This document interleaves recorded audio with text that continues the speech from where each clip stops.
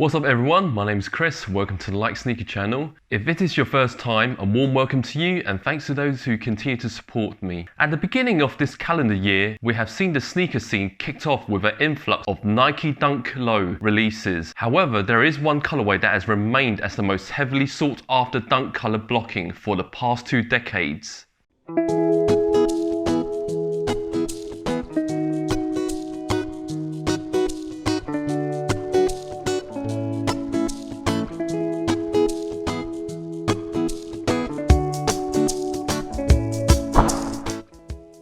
The popular Nike Dunk Low Viotech is back. Originally released as a Japan exclusive in 2002, Viotech's vibrant color scheme design became a big hit for sneakerheads in that era. In 2013, the sneaker was re-released with updated colors and badges. Moving forward in 2019, the eye-catching color blocking is back, as the Viotech Dunky Low gets retroed for a second time, and this unique colorway jump-started an era that saw the Dunky become a cultural icon.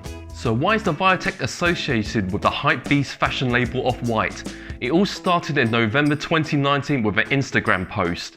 Virgil Abloh, founder of fashion house Off-White, posted on Instagram a photo where through his transparent Rimowa collaboration Off-White suitcase, you can recognize the unmistakable colorway of Nike Dunk Viotech. In the following month, Virgil posted 2 photos with multicolored dunks at his feet, sparking the hype of his followers. And while prices on reselling sites are trending over £200 it generated a lot of interest in Nike's historical model and introduction for the new generation of sneakerheads. Moving on, let's review the Nike Dunk Low Viotech.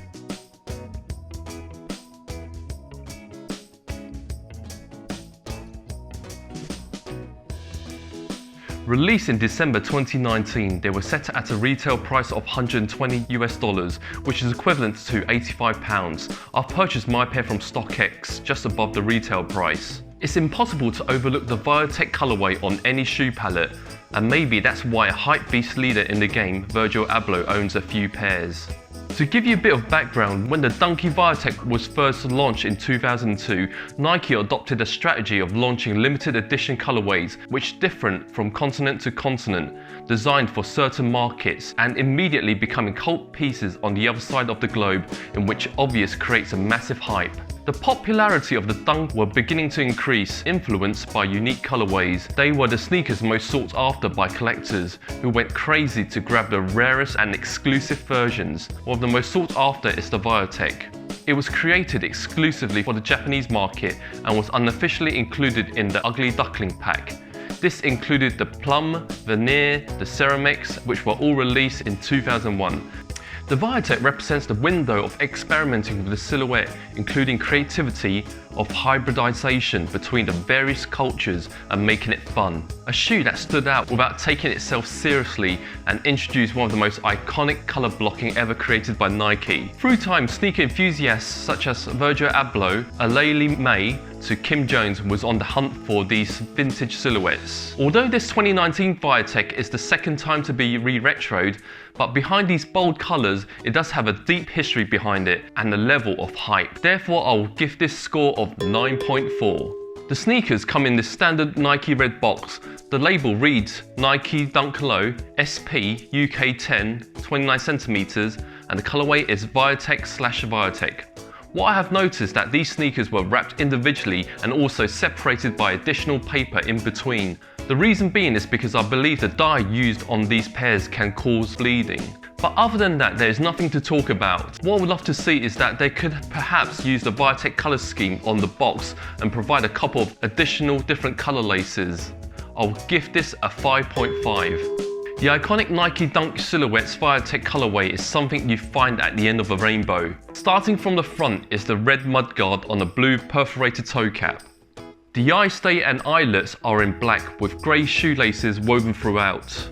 The tongue of the shoe is mesh fabric and also in grey colour and doused with a bright orange Nike trademark logo on a black label. On both lateral and medial, there's a yellow Nike swoosh that drives between the green heel collar, a purple rear panel, and an orange quarter panel. In addition, the south side of the heel collar is on a suede purple, while the north side is green with visible 3-line stitching. You can see the grey heel tab states Nike and the cushion sock liner are both in black. With the insoles, you find the purple insole boasts Nike branding in gold, which gives it a premium touch. The white midsole acts as a peacemaker between all the multiple colours fighting over dominance. And the looks is finished off with the outsole, which is the standard Nike rubber traction in a violet shade to complete the iconic Viotech. Some may find the colour blocking a bit too bold and probably veering towards ugly, because back in the days, the colour schemes were a bit more conservative compared to now. Hence why it's part of the ugly duckling pack. I personally love vibrant sneakers, and my channel logo does look a bit similar to it. I guess it's not that bad if creative minds like Virgil Abloh wear these in public. These colours are far too iconic and definitely stand out from any sneaker crowd. I'm going to give this an impressive 9.5. The majority of these Viotechs are constructed of suede, although some sites stated that it is premium, but it's definitely not the best. You have stitched textile collar and tongue, and the grey laces does feel slightly more durable than the standard laces. No surprises with the midsole and outsole, it is rubber, and overall the quality is okay, therefore I'll give this a respectable 7. These are constructed well and the stitching looks decent, just some minute loose threading but not too visible to the eye. There are no separation or visible glue stains, but the one major concern is the bleeding of the purple and red colour panels on the white midsole. Though it's difficult to notice on camera with the halo lights on, but physically you can see it's slightly stained on the white midsole for both left and right pairs. Now I understand the reason why they are wrapped with additional wrapping paper. If the bleeding occurred in the original 2002 version, then the local Japanese sneakerheads will be quite upset with it, as Japanese people focus heavily on quality as priority. Unfortunately for the 2019 I have in my hands, I have to give this a score of 5 because of the flaw. Now let's see what these are like on feet.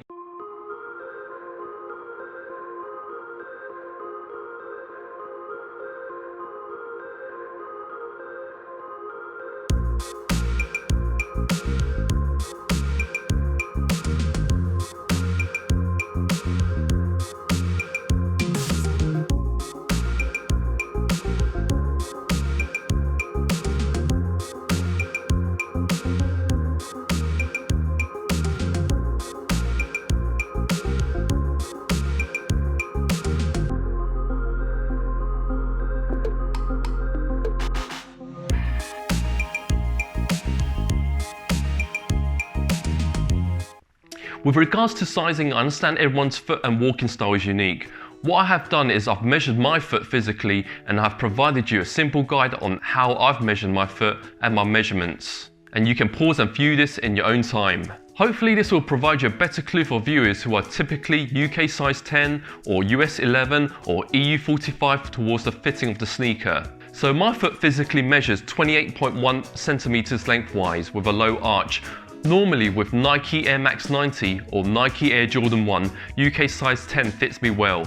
I went and ordered UK size 10 and they fit me perfectly in terms of length and width. The toe cap does offer a lot of space in terms of depth compared to the Jordan 1. Personally, I prefer a bit more cushions. The conclusion is I think you would be fine if you stick true to size. I find the outsole cushioning quite firm despite they improved the cushioning technology in the 2019 version. They are not really the most comfortable sneaker I've tested. The sock liner feels relatively cushioned and I find them averagely comfortable. And most likely I will be replacing the insoles if I was to walk in them for long periods. Therefore I will score this a 6.2. Some may feel these Viotechs is far too dazzling and hard to find outfits to match it. I feel it can work both ways because these colorways are for sneakerheads who are brave and bold to wear them. And these Viotechs really stands out regardless of what outfit you wear and can match colorful tops or headwear. I like to point out that you may want to avoid long trousers or cargo pants that are either white or light neutral coloured, as the dye from the purple upper panel may rub and stain it. Again, with suede sneakers, probably best to avoid wearing them in wet weather conditions. I will score this a 7.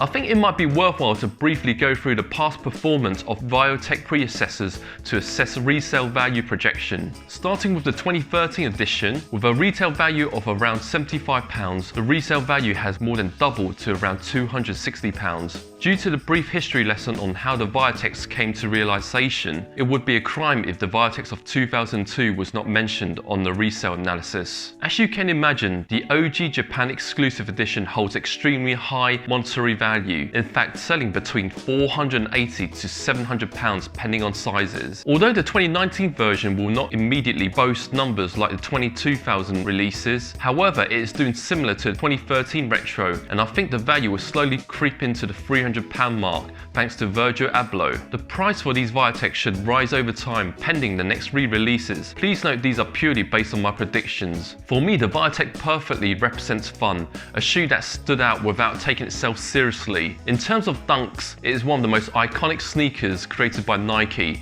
and supported by some of the high-profile influencers in the sneaker community. For £85 retail, these re-retroed sneakers are actually worth the cash for vintage colour blocking, and if you consider the resale value, it is worth twice the amount. Although there are flaws in terms of the bleeding, but the background story behind it makes it more attractive for sneakerheads to own a pair. For me, I am a guy that likes OG colorways. Though I cannot obtain the 2002 version, I'm glad to have these in hand, and I absolutely love these colors and would definitely keep them in my collection. Taking in all the factors I have just been through, I would give it an overall score of 8.4. I'm interested to know about your views on the Viotechs in general, whether you agree with my scoring, and if you do have a pair, do you have the same bleeding issue as mine? A massive thanks for watching this video, and I really appreciate if you can like, subscribe and share this video and channel. As always, I'll try to bring you more interesting sneakers for reviewing. Viotech bleeding out. Starting with the 2013 edition,